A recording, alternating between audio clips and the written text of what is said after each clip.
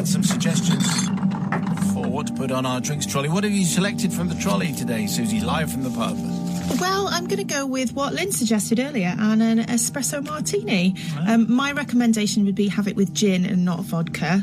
And obviously you can do a decaf as well, and you can have a non-alcoholic version as well. If you're doing a dry January version. Yeah. Yes, all right.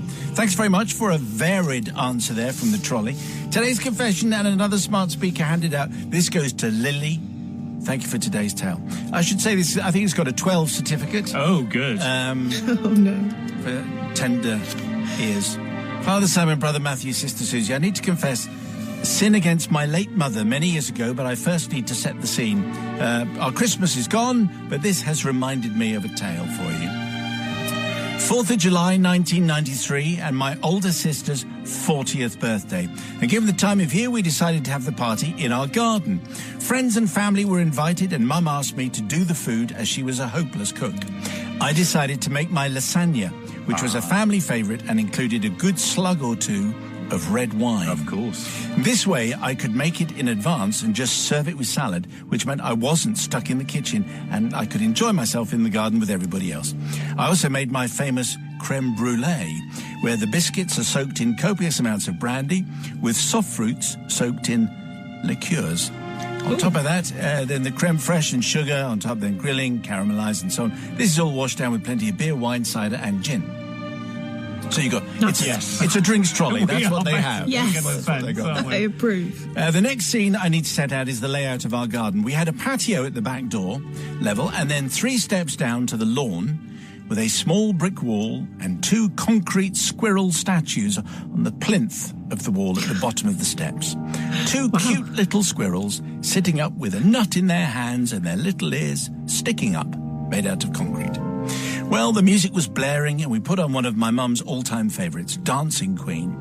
We're all dancing and singing at the top of our voices when there was a yelp, and my mum, whilst spinning around, fell down the steps and landed on one of the squirrels. Oh, dear. Nobody thought too much about it at the time, and indeed, whilst she then sat down and didn't dance anymore because she'd hurt her ribs, the rest of us carried on partying.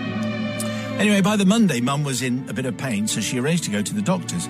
Broken ribs were diagnosed. The saga didn't end there.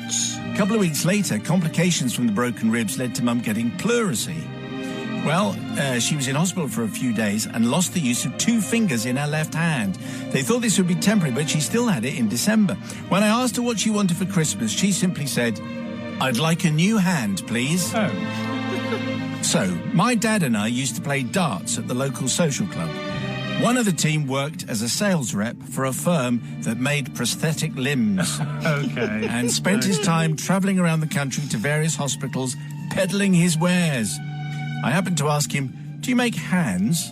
To which the answer was yes. I asked how much it would be to buy one, and he asked why. When I told him what my cunning plan was, he said not to worry, I could borrow one of his samples. So I got a shoebox, wrapped it up in tissue paper, Christmas wrapping paper, put it under the tree, along with her real present. Well, it went south from there. Nobody, Father Simon, was prepared for the earth-shattering, blood-curdling, neighbour-terrifying scream that was released when my mum thought she had got a nice new fluffy pair of slippers for Christmas and she opened the shoebox. She threw the hand across the room and she lay on the floor. And the hand lay on the floor just like the Thing from the Addams Family. Oh, wow. Even our dog Buster was growling at it. Mum refused to open any other presents just in case there were more body parts. No amount of me protesting that it was what she said she wanted for Christmas was ever going to placate her.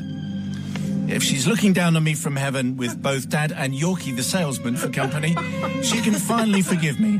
She was always cautious of opening any gift from me from that point on, especially if it involved a shoebox. Well, I wonder why. I wonder why, Lily, that might be.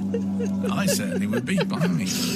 Anyway, you can see this classic family setup, why it seemed a good idea to Lily, but not at all a good idea for Lily's mum, Sister Susie from the pub. Yes, definitely, Lily. I can see why you may have thought that was very funny, and I'm sure maybe there was some booze involved like there was at the party, which is fine. I don't know, it really made me laugh, and the fact that you suffered for the whole of the rest of you every time you gave your mum a present, I feel like that is hard enough. So I think I'm going to forgive you. Well, shocking turn of I events. Brother Matthew. I'm definitely going to forgive just because that was hilarious. That is super. funny. I mean, and to be fair to Lily's mum, you did ask for a new hand, and that's what you got. I mean, the way you in do. the shoebox. Yes. And also, I'd love to know if Yorkie ever, with his many limbs in the boot of his car, ever got stopped by the police. And what on earth is that? Yes. So, yes, I'm definitely going to forgive. Super.